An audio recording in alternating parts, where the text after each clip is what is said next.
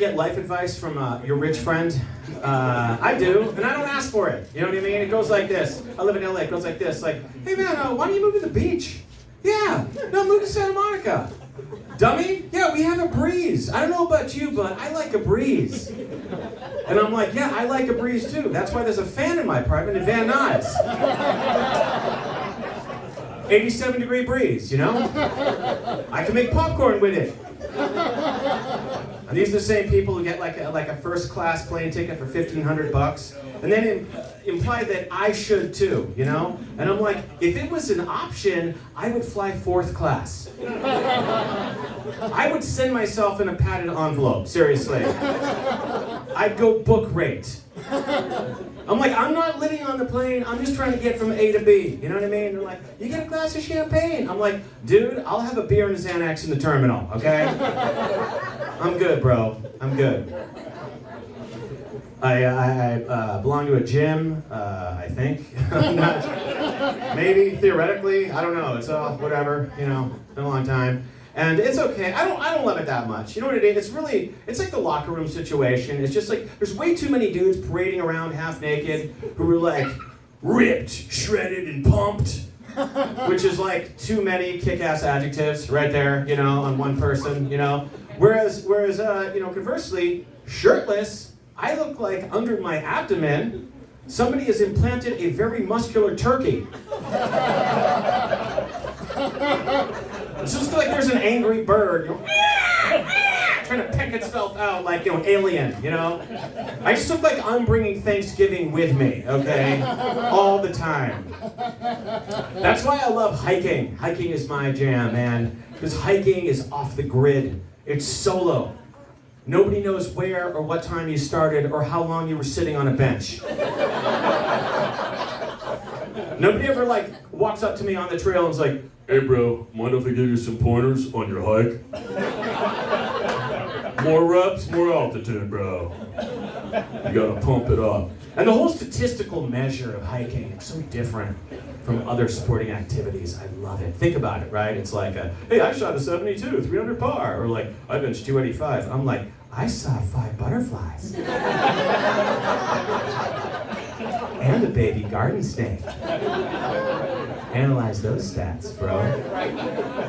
My mom called me up, I swear to God. She's like, honey, you ever thought about counting calories? And there's like 2 implications there, okay? There's 2. One, that I'm a fat pig. And the other is that I'm willing to eat less calories, okay?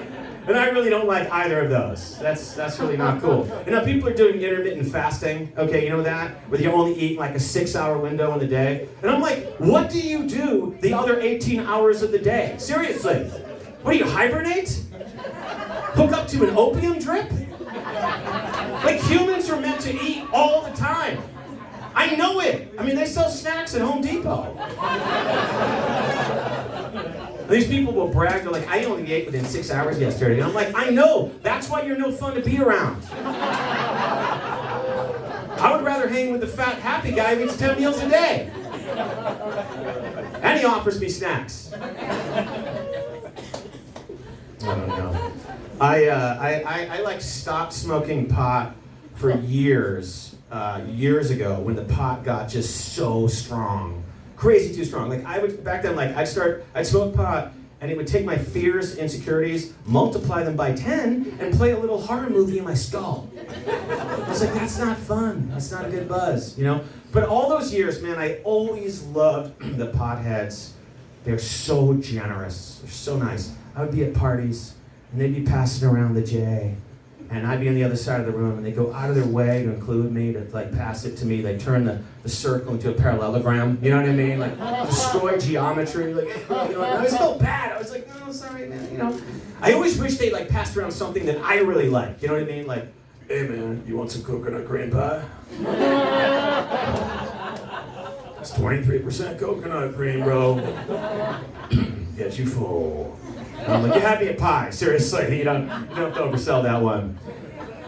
But I remember one time, man, I got so wasted. Well, here's the thing I want to say, like a public service announcement, do not mess around with depth perception, because marijuana affects that. And that's serious business, depth perception. Because I remember once, I was so wasted, I thought it was only that far away from success. And,